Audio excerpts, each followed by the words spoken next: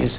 Today should be a little bit cooler. We have a frontal boundary we've talked about before moving across the area today. That's allowing some cooler air to move into the area from the north. In fact, our winds already have shifted to a more northerly direction.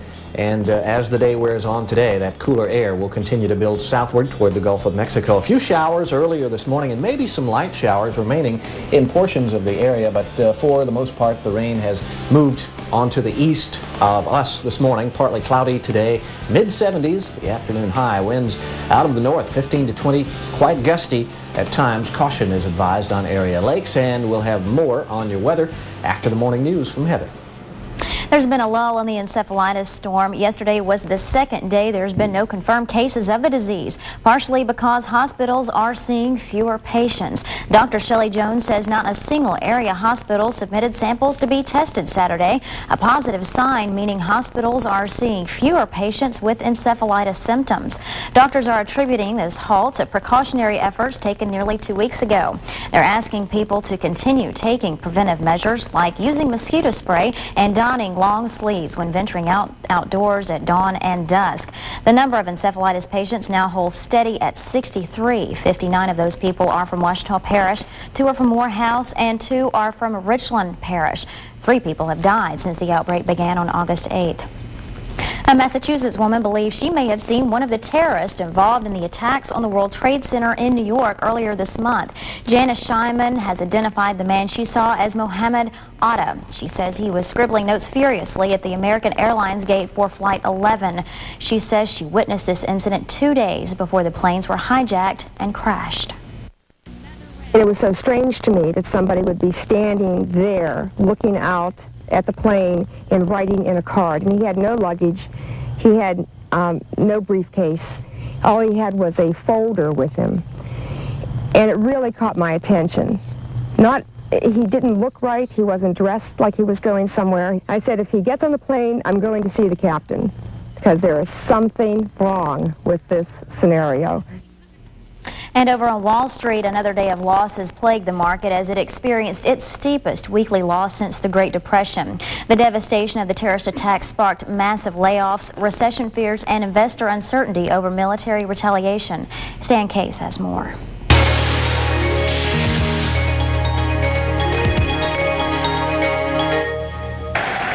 Fears over what President Bush called a lengthy war on terrorism sent the market still lower Friday.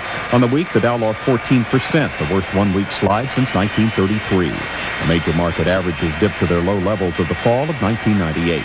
The Dow fell 140 points to close at 8,235. The Nasdaq lost 47 points to 1423.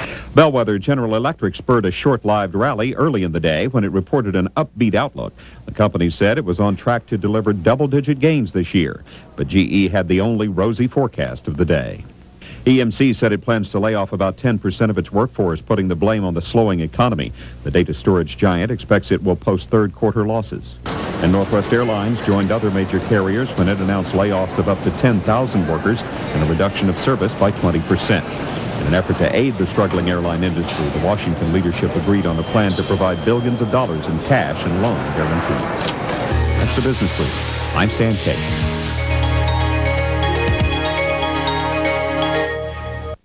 In other news this morning, sometimes you can get, well, too much of a good thing. For the past 2 years, drought has plagued Louisiana farmers, and now this season, fields have gotten so much rain, many farmers are considering abandoning their fields. After 2 years of drought, the pendulum has swung the other way for many Louisiana farmers. Torrential rainfalls at inopportune times have caused damage to cotton, soybeans, and sugarcane. In some areas of the state, the cotton crop is not worth harvesting, according to crop consultant Scooter Lacoste. The situation we're in now is probably 3/4 of the plant or 90% of the plant has bolls on it that we can't pick. And the bolls at the top are pretty much useless. You know, the one bowl at the top of each plant doesn't add up to enough to pay for the foliation cost or the harvesting cost. So we're really in a pickle, don't know what to do at this point. Lacoste says cotton yields have been reduced from around 900 pounds per acre to less than 200 pounds per acre. The excessive rains also damaged a promising soybean crop.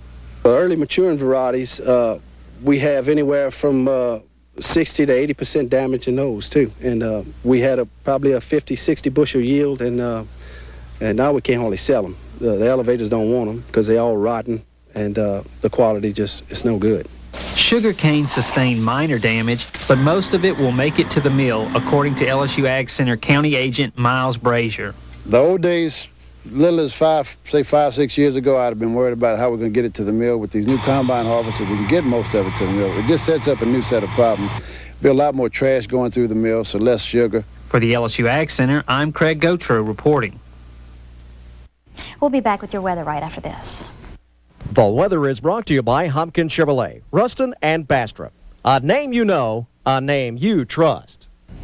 Time now is 29 minutes before 7 o'clock. We have just received word that the president will speak live on television at 8:30 this morning from the Rose Garden. He may be presenting some evidence against Osama bin Laden that he is directly linked with the terrorist attacks. All right, good news now. Good weather on the way, and Larry has We have some beautiful weather coming up this week. Let's take a look at our current conditions. Out at the airport in Monroe, our temperature is 66 degrees, the dew point 64 degrees, the humidity at 93%. Our winds are from the north-northeast at 7. The pressure is 30.01 and rising this morning. Skies are generally partly cloudy.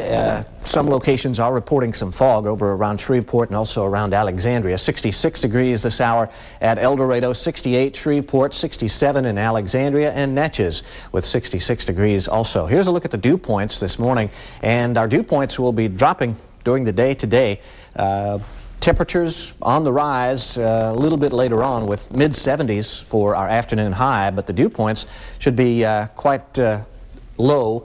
As you see this morning, temperatures are quite comfortable across portions of South Arkansas and northern Louisiana, and still we have some humidity in the air, but that humidity level will be dropping during the day today as that cooler and drier air moves into the area from the north. Some mid and low level clouds in place over portions of northern Louisiana, South Arkansas, back up into Oklahoma and northern Texas this morning. Most of the rain has ended for our area. Most of that shower and thunder shower activity has moved on well to the east of us. Maybe a few light showers remaining early this morning, but generally the rainfall is over for our area. Good deal of rain on the east coast today, and the clouds linger in the mid and lower Mississippi valleys, but a little bit later on we'll see clearing skies. Here's Hurricane Humberto about 125 miles to the northwest of Bermuda this morning. It's continuing to bring some high winds, some heavy rain, and some wind to that island, but as you can see, it's a good deal away from the United States, moving off to the north-northeast today with maximum sustained winds of 90 miles per hour. Some freezing temperatures up in the northern plains this morning. As we take a look at our surface map, we see the frontal boundary continue to push off to the east and the southeast into the Gulf of Mexico. High pressure brings very nice weather for most of this week with sunny skies expected for tomorrow. Today, partly cloudy, with the afternoon high in the mid-70s. Winds will be quite strong out of the north at 15 to 20 and gusty, so caution is advised on area lakes. Early tomorrow morning, the low around 50 degrees, so probably 10 degrees or so warmer or cooler than this morning. You might even need a jacket or a sweater early tomorrow morning and through midweek. All right, thank you, Larry. Coming up next, we're going to be looking at some quilts, handmade quilts. Stay with us.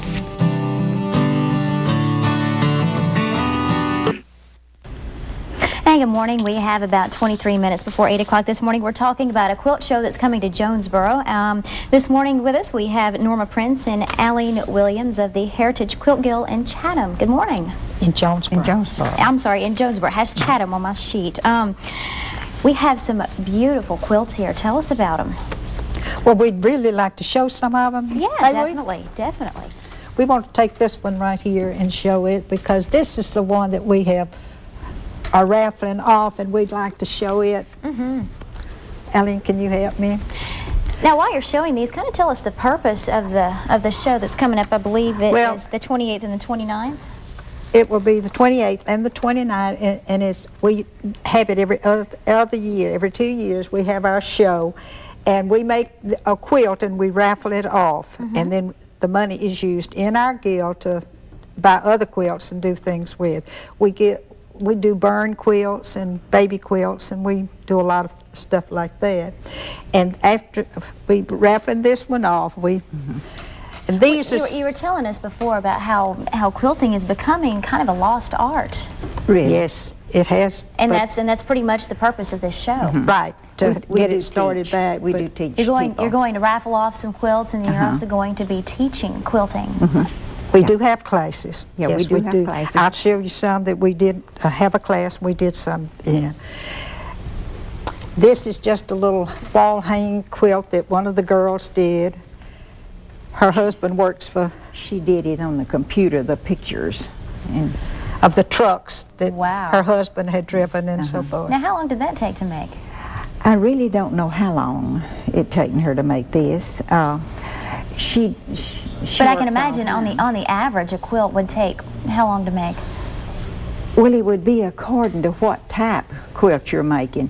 Now, I have one here that has been in the process of, what, 2 years? Wow, 2 And years. This one right here, now it's fully appliqued. That's beautiful. This is my first applique quilt. And wait, let's just turn it this way. And it didn't take long to quilt it, but the making of it is what taking so long. And many of the quilts carry quite a bit of history. They do, really. This one is for my oldest daughter, and it is made in her colors. So she can't wait till quilt show's over so she can have it. I bet. But I won't let her have it until then. Will you be selling any quilts at the show? Now, some of the ladies do have quilts for sale, but most of these will be on strictly to look at Okay. and see the different types of sewing and quilting and different things that, you know, that they And to can. maybe help people appreciate how to make quilts. What about quilting classes? When can you sign up for a quilting class if you want to learn how? Well, it's whenever we have one. Let's just lay this over here. When we have one, we usually advertise Let's it. show this. Now, this one is a gorgeous quilt. It's a Christmas tree. Let's just lay it out up over this so it can be. Okay, and of course, while you're unfolding, a very nice quilt. We've This got is a Christmas tree. That is beautiful. We've got the quilt show. It's coming up September the 28th and the 29th. It's going to be at the, where is it going to be? The First Assembly Church of God Gym. That's right, in Jonesboro. Okay. It's going out of Jonesboro south like you go to Winfield. It's just out of town. What time? It'll be the 28th and 29th. I believe it opens at 8 o'clock. 8 o'clock, I believe. Okay. Both days. It goes all day. All day. Till 5 o'clock For 2 that days. afternoon. Admission is $1. $1. To get in. Okay. Let's And I believe we've got time for just about one more quilt. show this one. This is a class we took. Yeah, this is one of the classes. And this is called the square dance. Oh, wow. And I made this one. I took the class and then Now, how long did this one take to make? it didn't take very long because it's all machine except it's not quilted on the machine. It's hand quilted. But it didn't take too long I to imagine it do takes a it. great deal of patience to make It something like does. this. It doesn't does. This one, yes. This one did. It takes a lot of patience. Okay. We're here with Norma Prince and Aline Williams. We're previewing an upcoming quilt show coming to Jonesboro the 28th and 29th. We'll be back with more Good Morning Arklamas right after this. Welcome back. 17 minutes before 8 o'clock, and the Northeast Central Louisiana Alzheimer's Association will be presenting Memory Walk 2001, not this Saturday, but a week from there. We're talking to Dr. Bruce Walker, Assistant Professor of Management at ULM, and it all begins at 9 o'clock, and you have a lofty goal, don't you? Well, we're trying to raise $25,000 this year. This is the major fundraiser for the Northeast Central Louisiana Alzheimer's Association. The Memory Walk is the only national fundraiser for the Alzheimer's Association, and these walks are going on all across the country, starting this weekend, then October 6th, and then again on October 13th. Ours is going to be held at the ULM Activity Center on the 6th, beginning at 9 o'clock. Now, where do you walk, inside or outside? It depends on the weather, and actually it depends on a person's health and condition. In the past years, when it's rained, we have actually walked inside on the indoor track. We have a lot of people who will go outside and run the course. Older people like me walk the course and take our time doing it. Thank you very much. And but then we have other people inside who will walk on the track. You know, we have so many businesses that are so great at getting behind efforts like this. I know you've got some wonderful community corporate sponsors. We've had some tremendous corporate sponsors, and in fact a number of sponsors, and I don't want to bring out one at the exclusion of the other. But I would like, if I may, just offer one. The Scott Foundation has been a tremendous friend to the Alzheimer's Association here. And in fact, they're one of our signature sponsors, and so they have repeatedly come to our aid and sponsored the Memory Walk and assisted us in a lot of different times, and we're very grateful to them. Now, Bruce,